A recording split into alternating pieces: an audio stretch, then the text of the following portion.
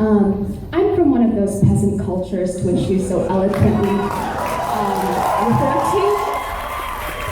Although my great-grandparents had PhDs, so thank you for, putting me in that category as well as most of the people in this room. Thank you very much. My question to you is, when you say just drop nukes and daisy cutters and all this bullshit on people who live, people who are on this planet, human beings, what makes you different? What differentiates you from ISIS and Daesh and Wahhabism and all this?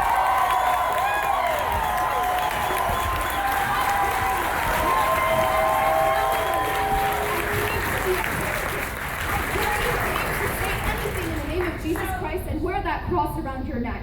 How dare you? Why are you here?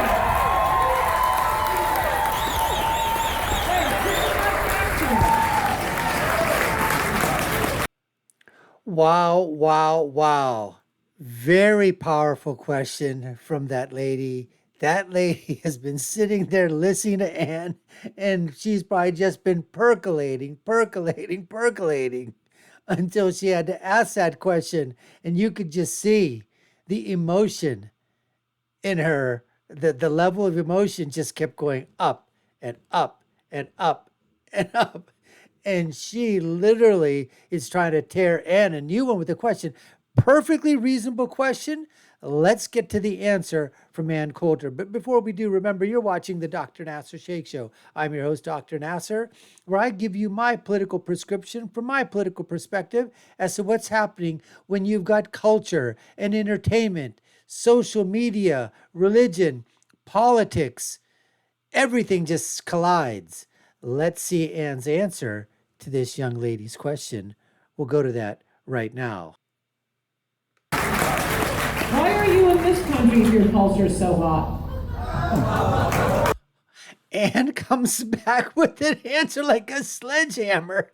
And okay, she's asking a question to the lady. If you don't like this, why did you come to this country?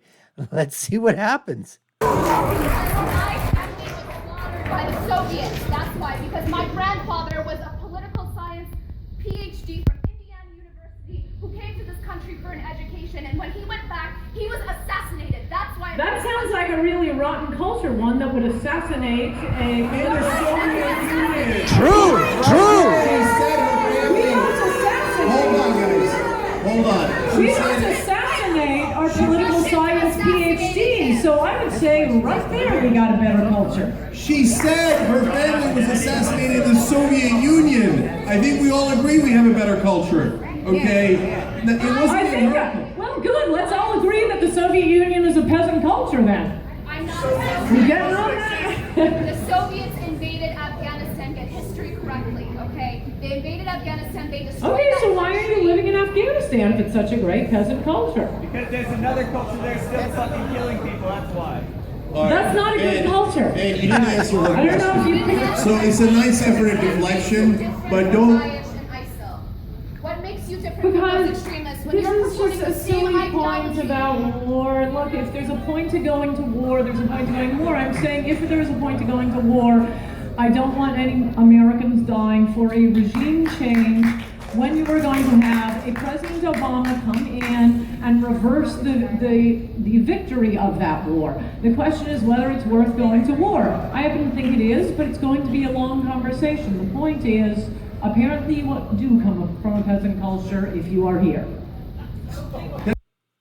And continuing to fire her bombshells out there and kneeling exactly right back, saying that, you know what, if you came here to the United States of America, you left a peasant culture, a backward culture, a culture that's not as great.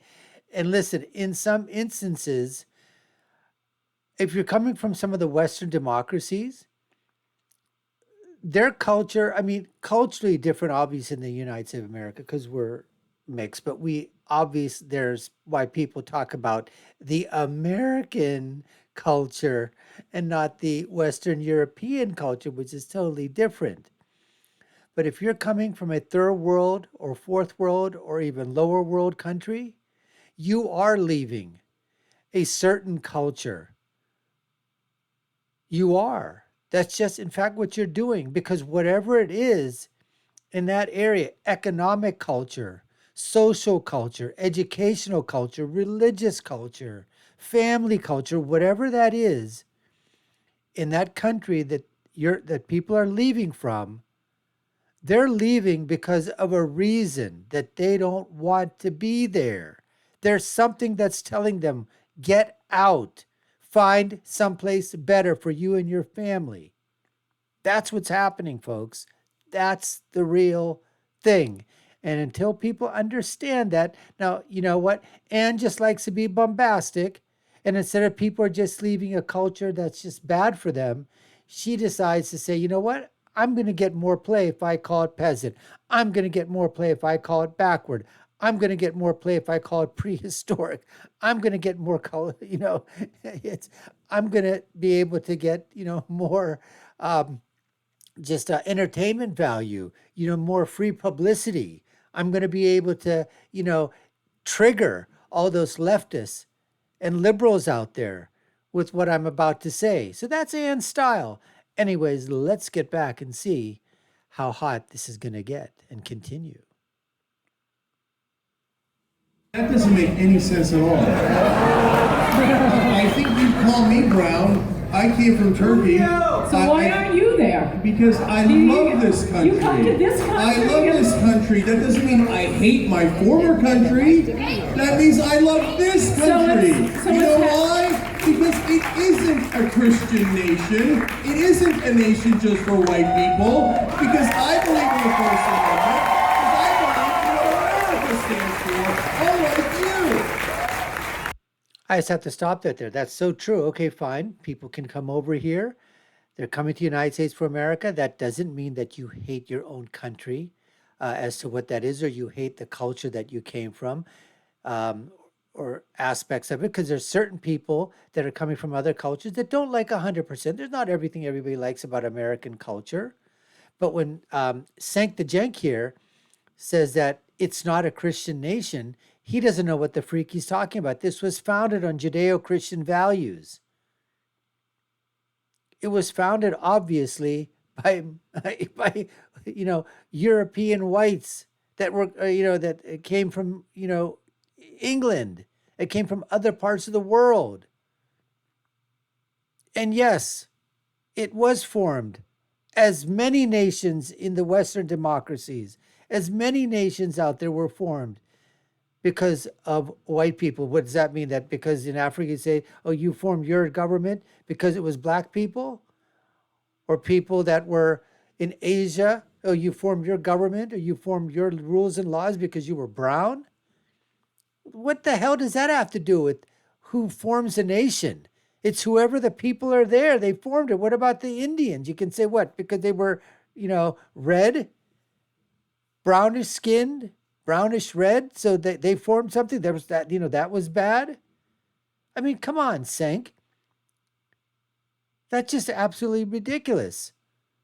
Yes, we have freedom of religion in this country, but don't be thinking that this country is Hindu or Muslim or, Buddhist or Taoist. It's not. And it's never going to be. It will always be. It will always be a Judeo-Christian nation. Now, obviously, we can go into a whole other issue in terms of, has religion been decreasing? That is so true, but it's still a Judeo-Christian nation here in the United States of America. Let's continue. Well,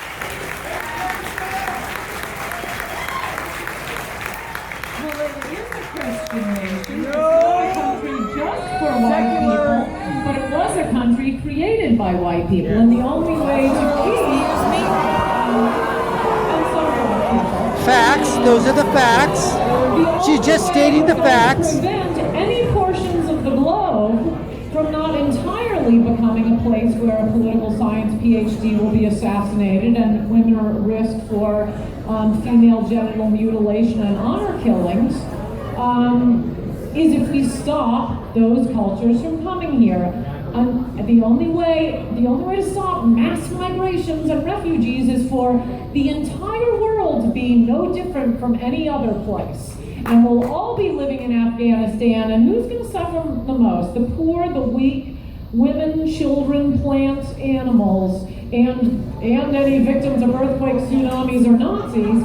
Without America out there, you just have a whole globe of Afghanistan. There's no point in moving from one country to another because they're all the same. All right, we guys, I love your participation in this. Thank you for your questions. Thank you for coming.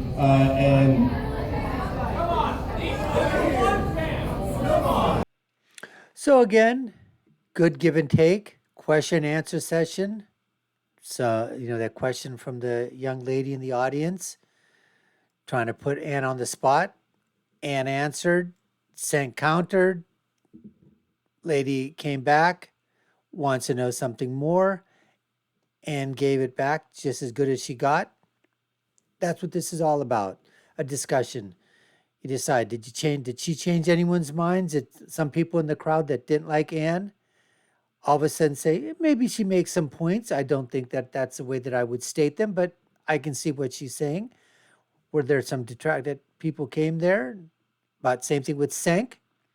A little bit about him. We're on his side. We're against him. Did he change anybody's minds one way or the other in terms of, where his political proclivities lie? Same thing for Anne. That's for you to decide. So we'd love to hear what your comments are. Put them down below. In the meantime, just want to let you know that we're thankful that you're taking the time to watch us here on the Dr. Nasir Shaikh Show. I'm your host, Dr. Nasir. If we've earned your subscription, we'd love for you to subscribe. You know what to do. Like, share, and follow us. It always helps us out. And check out our video links above and below. My final thought, when you're right, you're right. And when you're left, you're wrong. Until next time, folks, take care and stay safe.